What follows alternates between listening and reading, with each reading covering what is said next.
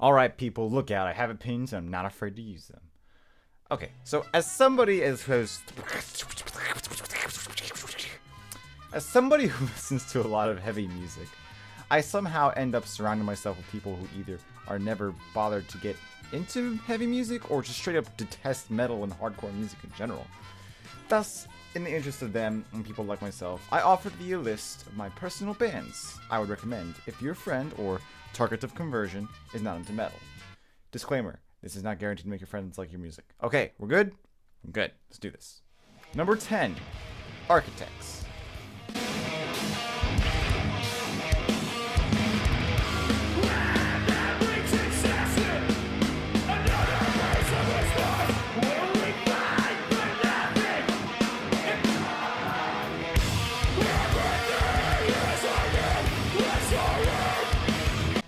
Architects, while a band I'm not that into, actually has a lot of accessible material, yet at the same time they are really heavy as well.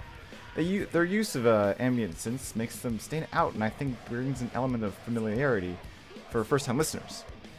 The vocals, or should I say Sam Carter, doesn't scream in a cringe-worthy or pointless way. In fact, I think his vocals are the best part of the band. He reminds me of Aaron Bruno from AOL Nation. He doesn't scream because he's trying to be quote-unquote heavy, but because it's what the song needs. The lyrics are also a high point in this band as well. Although they tend to favor toward political corruption and social issues, they come across as endearing, and you can tell that they care about what they're saying. This, combined with the catchiest choruses and metalcore, make them an ideal contender to start your journey into heavier music. Number 9, System of a Down.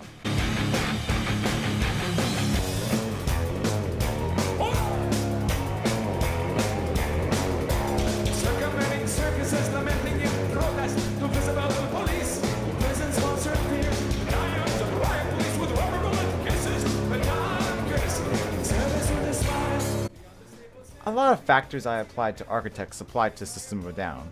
One of the main differences, however, is that they sound very different, as they are technically considered a nu metal band. But that's a severe injustice, as they are still one of the most unique bands to exist, period. The vocals for this band are again phenomenal. They are much more politically charged with their music, however, which could turn people off, admittedly. But they were one of the biggest metal bands in the early 2000s, and are still regarded highly today. Their vocals, though, reminds me a lot of Broadway music of all things. I suppose the complicated vocal harmonies and the unique guitar riffs highlighted this, in my opinion. Not to mention the instrumentals that highlight the band's Middle Eastern descent. Yeah, I see why I put them on my list now. Number 8, Dragon Force.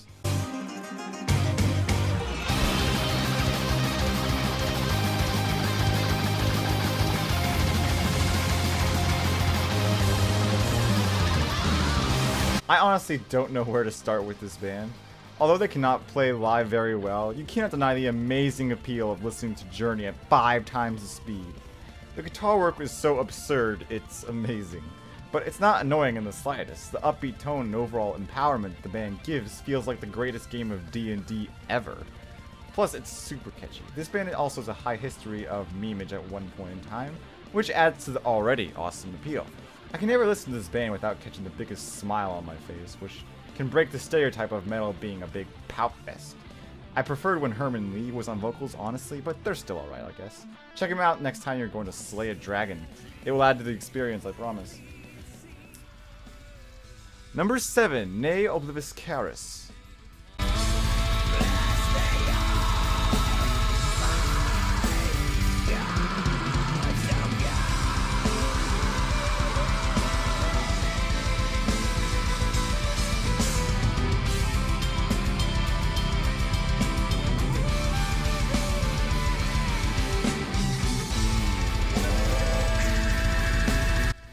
This one goes out to the people who say metal doesn't have any beauty, though the overall production could be a little better.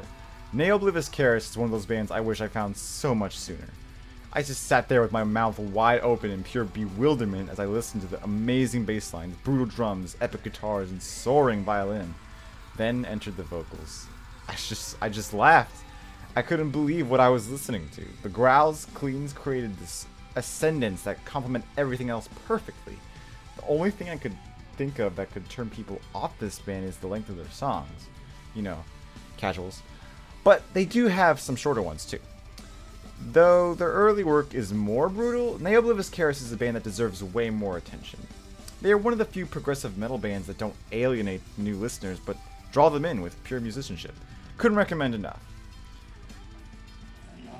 Number 6, A Day to Remember.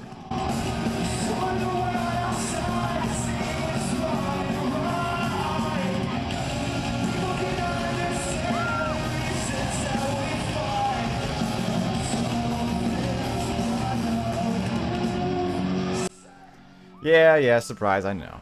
A Day to Remember has always been a segue to many heavier genres of music, but A Day to Remember are actually good songwriters. Although the breakdowns are kind of generic, they are generic as they are iconic, if you see what I'm saying. Their unique infusion of pop punk into metalcore is what most people think of when they hear the term easycore. That doesn't mean they still can't pack a punch, however. Songs like Life Lessons Learned the Hard Way and Second Sucks still satisfy those headbanging urges. I still like them, to be quite honest. Their only detractor, that is, that you can kind of figure them out upon first listen. But that is exactly why I think this could be great for a starting point for somebody who wants to listen to heavier music, however little that step might be. Number 5, Iron Maiden.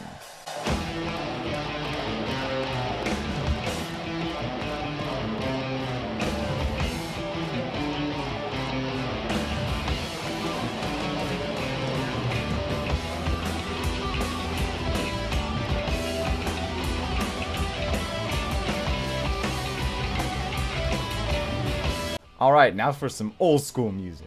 Iron Maiden was one of the founding fathers of metal music, so obviously it would make sense to put them on this list. But Iron Maiden especially. Like Dragon Force, they are much more upbeat. Their classic rock style to their riffs and the dual guitar leads fit into genres like power metal, as where Metallica and Megadeth have their roots in thrash metal, which is a little less accessible in my opinion. They are undoubtedly, of course, heavy metal. Iron Maiden, even if they were not enjoyable, must be respected for pioneering the new wave of British heavy metal, at the very least from a historical perspective.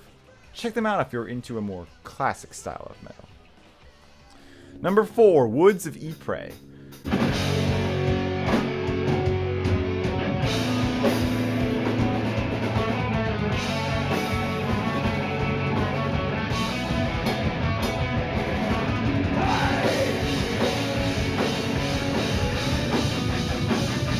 Woods of Ypres are a uniquely tragic specimen. Hailing from Canada, the melodic doom/black metal group disbanded in 2012 after David Gold died in a car crash. So if you really like their material, sorry, you won't be able to see them live. Unfortunate indeed. It's not David's Gold, it's David Gold. Okay. David Gold's vocals are what makes this band special. His beautiful singing and his deathly screams are divine. The songwriting, especially on Woods 4 and 5, are fantastic as well. He's very expressive about his atheistic and nihilistic beliefs, which could turn some people off, admittedly. But David's views are poignant and are interesting, even if you disagree with him like myself. On many occasions, Woods accompanies strings and piano in their songwriting, and, as you would expect, it's beautiful. It is a shame that the production of their earlier work is not as clear as the most recent. Oh well.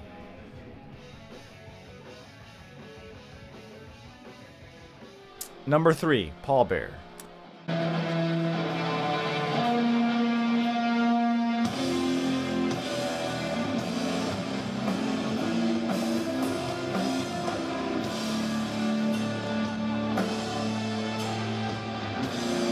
This is one of my favorite bands. They hold a place in my heart that honestly could fall out at any moment. Doom metal, admittedly, appeals to only the few. Nobody has time for slow, drawn-out, and detailed journeys in this bustling world, free of rest. And yet, Pallbearer is that sense of rest for me.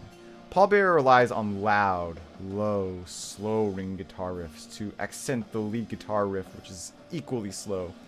It's like listening to a really suicidal orchestra. That's how massive Pallbearer feels. The vocals are clear and almost operatic. No growls or screams, no double kick drum patterns, and no speed in general, really. Just emotion, which is why I included it on this list. Could not recommend enough. Number 2, A Perfect Circle, particularly the 13th step.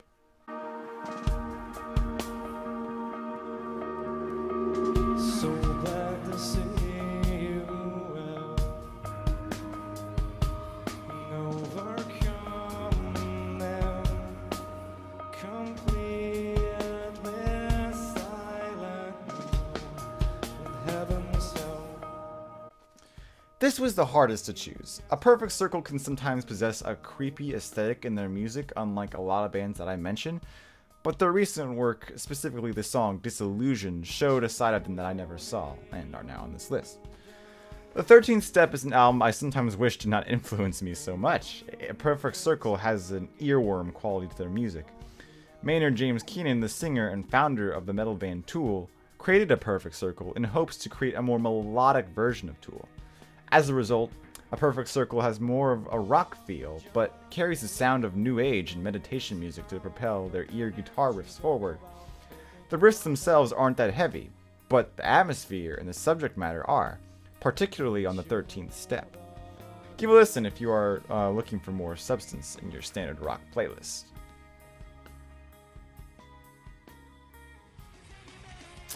Number 1, Sum 41.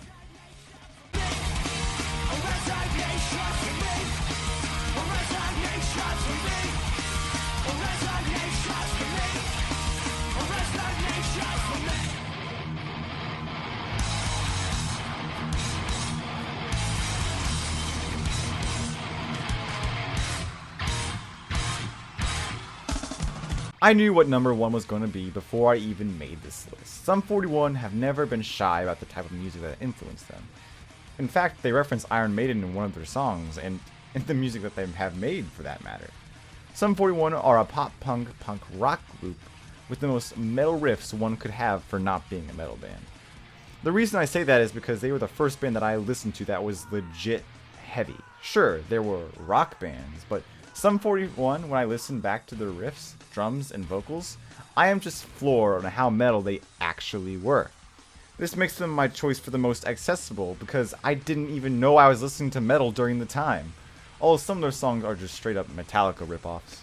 Regardless, Sum 41's music helped me define my tastes, and I think they deserve at least a little plaque to commemorate their success in helping me enter one of my favorite genres of music.